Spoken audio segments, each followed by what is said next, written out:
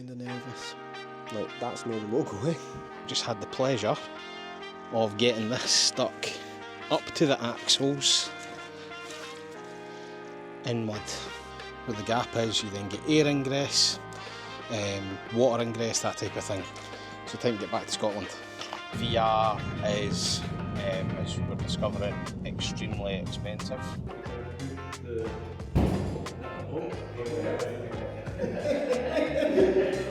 We just had our minds blown. You're watching and you've got some, like, a spare couple of mil floating around. I mean, Richard Branson started off with like a little record company and goes there. That'll be in the YouTube shot before too long. I mean, you get to basically see the Scottish version of Ant and Dec every week, every Sunday. It is a day in the office today. Myself and Lisa co-piloting. Steph is currently working from home. He is finalising the coffee bar / bar so that can go into production. And I am working on production drawings for the jobs that we're out at the past couple of weeks. Lisa, on the other hand, is working on some stuff for the socials and updating the website. I'm heading down to Ambleside to the Pass House project. It's just had its air test. So I'm going down to see the results of that, see how it performed. And Steph has got the last kind of bits and bobs to deal with for the furniture production, which he's working on today. So we'll update you on later in the week and see how things develop. Good morning. Just gone 5:30 and I'm currently on my way down to Ambleside. The building had a pressure test last week and it achieved 0.3. Passive house status is 0.6 pascals. This achieved 0.3, so the lower the number the better, so almost 100% more airtight than a passive house, or to meet the passive house requirements, sorry. And with some further adjustments and everything else like that, they managed to get it down to 0.07. However, where water can go and air can go are two different things. You know, we always said that we would paint a 100% true picture of everything that happens in the business and what we do and how we do it. And in this one, we've actually got some, we've got a wee bit of water ingress coming in around the install. Part of that is to do with the contraband that we used on the job. We're huge advocates for contraband as a sealant method. However, when you're installing it and it's really, really cold, which it was when we were doing the install on this job, some of it doesn't expand all the way, or it takes a long, long time to expand. So obviously what can happen is you come down, you do the fit, you fit the contraband, and then it takes almost like sometimes a week to 10 days before that contraband expands fully and seals the opening. It's nothing major, it's easy fixable. However, the clients are nervous about it, and rather than beat around the bush and, you know, fob them off and say, oh, don't worry, it's nothing major, I'd rather just come down, have a look at it myself with the installers, get it tweaked, get it sorted, and then come back up the road and I know it's dealt with correctly. I know the past couple of videos that we've done lately are probably not the most interesting because we have just been so busy with the admin side of things. So let us know in the comments if you want to see more of the business side of things, or you know you're happy with the format that things are just now. Anyway, I digress. I'll catch up with you when we get to site. So we are currently in Ambleside. It's now the afternoon. I've been on site for a good few hours. Walked around the full job with the client. Went over some of the kind of snagging areas which had been highlighted. Not so much for air tightness, more for thermal bridging. Some areas which needed topped up with foam, contraband, that type of thing. But phenomenal results from this one. All kudos to the client and contractor. We've managed to get a preliminary air tightness rating of 0.3, and after some adjustments and further aero barrier installed by the client on the kit, that is now down to 0.07, which is a phenomenal result. However, it is very wet, very mucky, and I've just had the pleasure of getting this stuck up to the axles in mud. So it's safe to say my car needs a wash. So I'm just going to quickly take you around the site, show you some of the details, and then we'll get back on the road and homebound.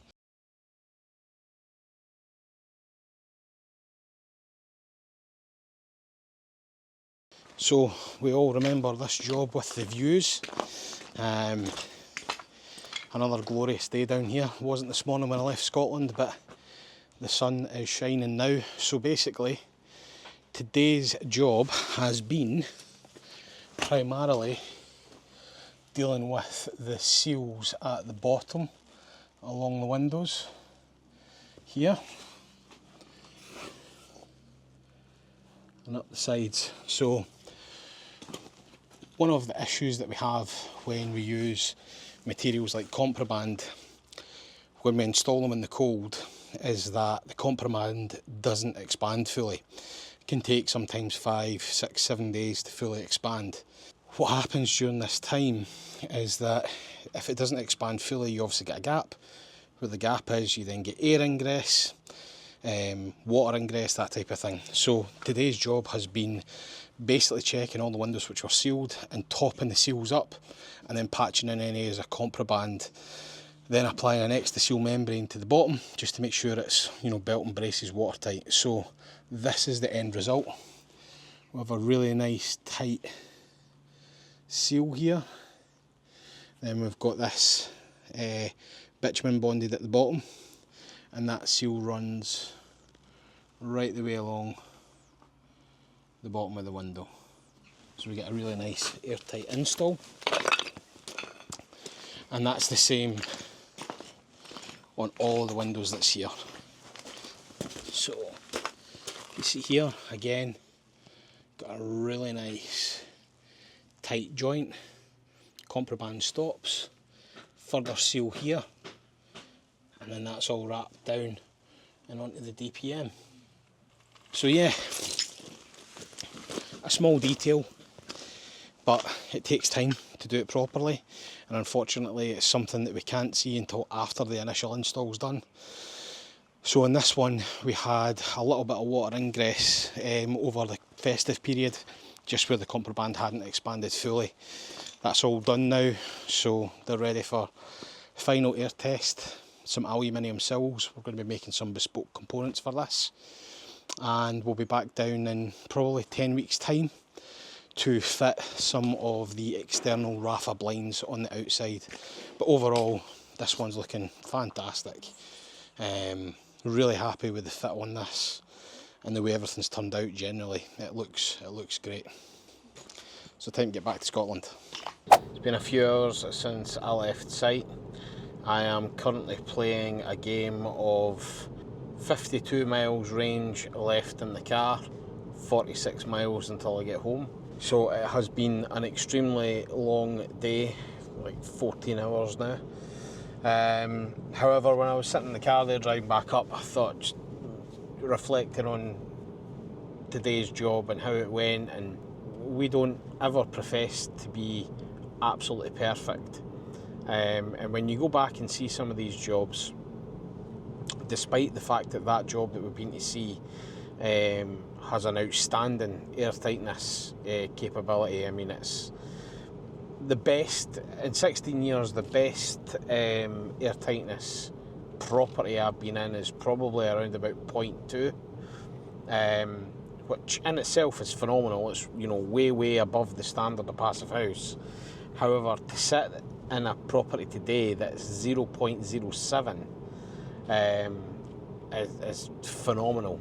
So looking at that install there, and as your brain thinks when you're driving home, I think we're going to change some of the ways that we deal with the installations and how we go about it.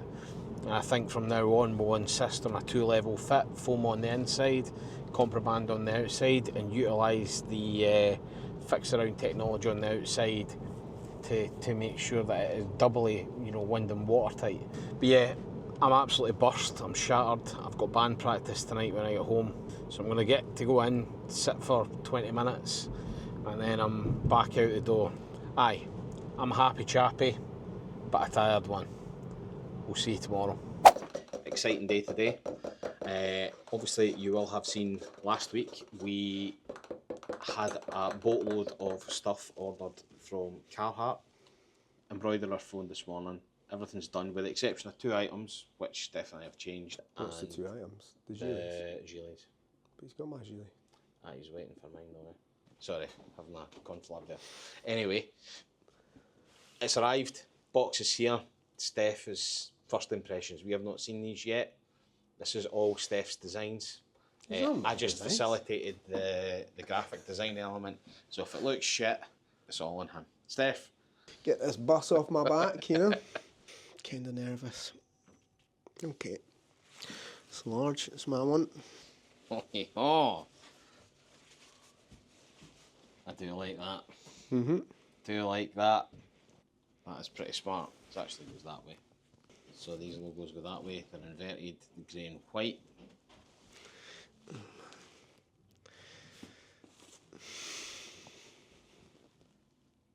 The logos are the wrong way. All the logos are on the wrong way. Oh my god. That's what, that's why I've not said anything about that stuff, because I'm like, they're supposed to go that way. Like, that's not the logo, eh? Oh no. We'll stop recording. The excitement was short-lived because everything that's been made has the logos the wrong way. If you're all looking at the sleeve, the logo's this way, when in actual fact it should be that way. So we now need to take it all back, and he needs to reheat press it and take all the logos off and start again. Steph's away crying in the corner, and we'll update you once it's all been redone again. We are out and about. We are currently on our way to Codebase in Stirling to go and have a chat with a company that specialises in virtual reality. Part of the new showroom, what we're obviously going to be looking at quite a lot is the integration of VR into the showroom, and to make the whole process of purchasing windows slightly more interactive. We are going through to see them today to see what they can help us with and what they can offer, and if there's any funding available, because VR is, as we're discovering, extremely expensive. We're going to see what they can offer us and see how they can help us out. Okay. Oh shit, I put the controller. Right, cool. Cheers. Right. When I get there.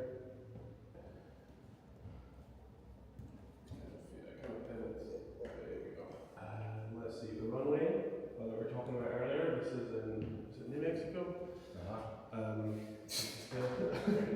But yeah, so the quality of this is quite old, so you can get better than this nowadays. Wait, is somebody outside in the ship? I'm outside the ship. Sorry, I'm in the ship. Sorry. That means you deep, Yeah, you can have a walk around if you want. You can either walk around physically, or you can, if you guys know how to teleport, you kind of push the.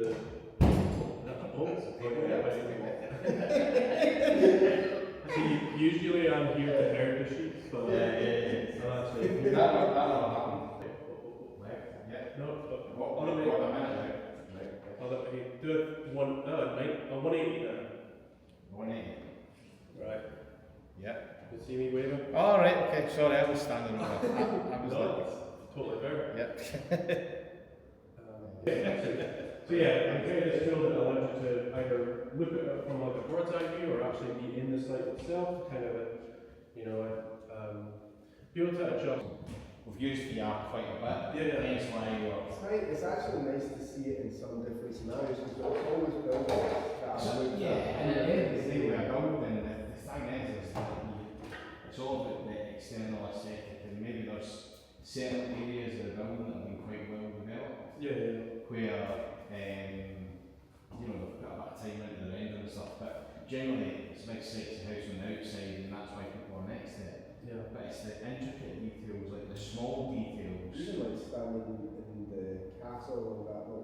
thing, do you know, like just the Virgin Galactic thing is incredible. The details on the seats and The interactiveness, I think, as well. Yes. The minute you stand there and start to change your colour, Yeah. change the materials, change the fabric, see things in different And positions. to be fair, the nice thing as well is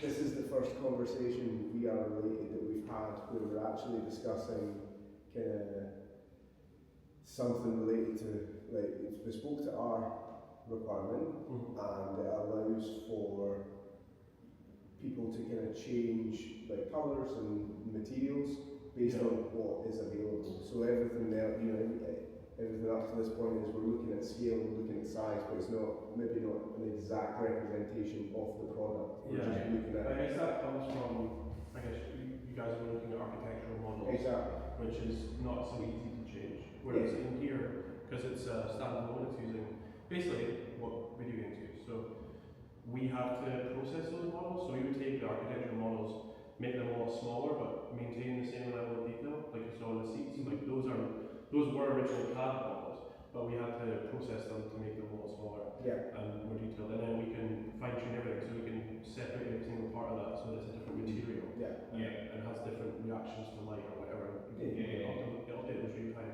Essentially, like everyone from scratch. So that's the kind of thing we do, which an architectural firm might not be able to do because they have super detailed models. I think exactly as you're saying as well, they're relying on a certain piece of software that kind of just drops some of this in. They're doing the design, they're not building the VR thing. Exactly. They're just using a tool. So we only ever really make bespoke stuff because that's all we can do. Because clients are quite touchy about letting anyone else see their stuff, we have to just build it from scratch. But super fun. No, awesome. Listen, thanks so much. So, just to fill you in, you've obviously just seen some clips there of us wandering about aimlessly in an empty room with some headsets on. VR's weird. VR is weird. I mean, it's amazing, but We just had our minds blown from a company that has an office 7 miles away from us, that designed the interior of the Virgin Galactic spaceship in virtual reality, as well as the entire customer experience that went along with it. I mean, we're sitting here at the moment discussing every possibility and connotation that this could have, not having a fucking clue how much it costs to do it. But phenomenal. I mean, what your gut reaction for that? We went in there thinking that we were going to have a meeting about VR and how that company might be able to help us provide a VR experience to our customers. And I think ultimately they're way more than that, and it feeds into lots of the internal thoughts and discussions that we've been having on how do we improve as a company, and how do we to provide our customers with the very best experience from the very first moment that they get in touch with us to the point where the windows are installed and they're kind of happy and when we do the handover. And that company seems to specialise in that type of approach. Again, no figures discussed. I don't even want to start thinking about what those types of things might cost, but that's kind of almost irrelevant at this point. The kind of buzz that you get off the back of some of those meetings is the thing that keeps you going, really, because you think we're not actually just beating our heads against a brick wall. No. These types of things are out there and they're being done, and it's a process, and we are going into the process thinking, right, how can we improve? And it's a staged thing. We spoke a lot about roadmaps and what are the stages, where are you starting from, where do you want to get to, what points do you want to hit along the way, and I suppose that's what we need to go away and have a think about now. But hugely unbelievable, exciting and encouraging meetings. Really, really awesome. One of these things is that, and that we will touch on more of this, and it was like what I was saying when I was in the car the other day going down to Ambleside. Like, the windows and doors and everything else are one part of this journey. It's what makes us the money, and it's what we specialise in. But the other part and the reason for doing all this is to do things the way that we really want to do them. Well, we're building a business, and you know. our biggest frustrations don't come from the product or the way it's fitted or anything else. It's actually from the processes and procedures and everything else that surrounds the product that mean that we can do things better. Mm-hmm. You know, that is What's going to set us apart? what's going to set us apart from the competition. So anyway, absolutely mind-blowing meeting with some seriously talented guys, crazy talent. And yeah, we'll touch base on this probably later down the line, because we need to digest what we've just heard and seen, and now think about how we utilise it in our wee company in Stirling. We're not Virgin Galactic, and we don't have that budget. But you know, if you're watching and you've got some, like a spare couple of mil floating around. I mean, Richard Branson started off with like a little record company. Monzo is the money if you want. A mil would probably get us off the ground. Anyway, we'll fill you in later on this. Go, Steph. So, we're at the cowshed. Lots of progress this week. Electrician's back in, tidying up the wiring up the top. Most of the space in here is now cleared, which is good. Office here has had its paint, so we've now got some colour on the walls. First coat is on here now, which makes a huge difference. Just having a bit of colour between the white and the grey. Steph's office has been initially roughed. It's had its initial coat is in. Still to be painted, second coat as well. So we've also had the joiner in, our joiner. He's been back this week just doing a wee bit, just kind of tidying up over in this corner. So we're kind of boxing in all the different areas. You know, we're just trying to make it look as neat as possible. Obviously there'll be access hatches and all that type of stuff. And then the plumber and joiner are through here just finishing off.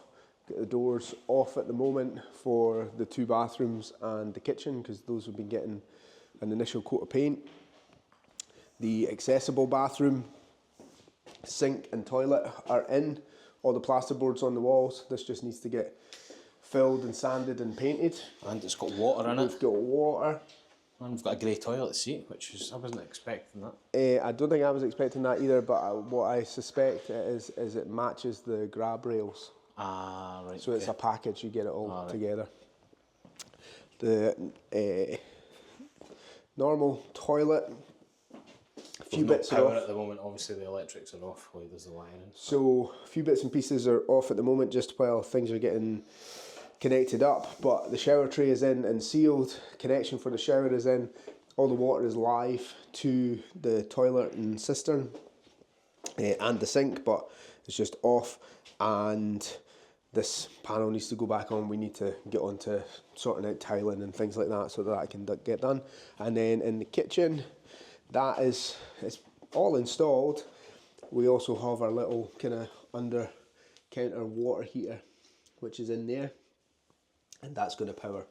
We don't have a lot, you know, we've got 2 basins and a sink, so that's going to power the kitchen and the 2 toilets. So really, on top of that, we've had other wee bits and pieces done, so we've been waiting for a while to get some of the pointing on brickwork and things like that done. That's now been done, and back doors now back on. We've been living without a door on here. Been put back on, a bit of trim as well. So like quite a lot of progress. I don't think, you know, this is probably the last week, barring like maybe some kind of tidying up and whatnot, that the landlord's team are going to be in doing stuff, and then our joiners coming back on Monday to start with some of the display areas and the kitchen or the coffee bar TV area, which divides up this space into kind of meet and greet and boardroom VR suite. So things are really starting to kind of progress, and the spaces are being defined. Yep. Things are starting to get finished, so I'm really looking forward to getting furniture and stuff. We are in here. not far away now. The end is near. I'm just saying to Steph, it's not till you like come and stand here, you kind of start to get a feel for like the colours and how the space is generally going to feel. With the whites, the blacks, the greys, the white stands going in, the dark carpet. It's looking great. Go outside because the guys are still working. End of another week. We are hoping we'll come back down next week. Obviously we'll have our guys in. Chris will be in, joiner, doing what he needs to do. Exciting times now. Like it's New matches on. Oh yeah. Oh, we need to show you this. Is there any post up there? Yeah. Been received. We're all branded. We're all branded up. We're all branded up. That'll be in the YouTube shop before too long. You can buy it in the merch store. They're about 197 quid by the time we make a profit on them. I think if we make profit on them, we'll make about 3 quid. But yeah, in all seriousness, great day today. Mega mental week. But superb to see things moving together. And what's more, we're going to have a footpath soon as well. So you'll be able to get out of your car without getting absolutely mock it and walk into the building. All in all, you happy, Steph? I'm happy. I mean, I'd be happier if people subscribed and hit the notification bell just to stay up to date with, you know, what we're up to and when we release a new video. And also, if you've got any questions or comments, feel free to kind of leave them with us. But beyond that, I'm happy, Mark. All helps. We basically 80% of people who view the videos aren't subscribed. It's sacrilege. I mean, you get to basically see the Scottish version of Ant and Deck every week, every Sunday. Like, you know what you're missing out on. Comment below on who's who. I've got the forehead, but I'm also the short one. Anyway, right, we'll see you next week. Cheers, guys. Bye-bye.